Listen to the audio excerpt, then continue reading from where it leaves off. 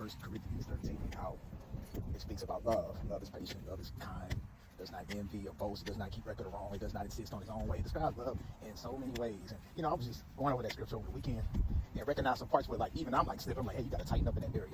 Like specifically where it says love does not insist on its own way. You know what I mean? Like you think about most people when they get to union with somebody, a marriage for instance, a lot of times right is right, wrong is wrong. I know some people just refuse to change, right? But if you're with somebody and you read that scripture and you go for line, there's work to be done with everybody. Like you will always have something to work on.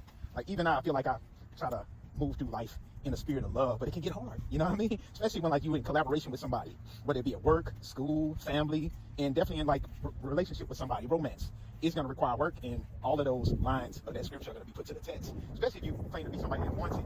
It's like, it's not going to just be handed to you. You're going to have to take the test. You don't have to score 100% on it. And that's the thing. It describes love in so many ways, but nowhere in that scripture does it say that love is easy. Nor does it say that love is perfect. And a lot of us, we want perfection. And like, look at yourself first. And think about the areas of your life where you might want someone to extend some grace to you. A lot of times we point the finger at the other person, but there's work to be done.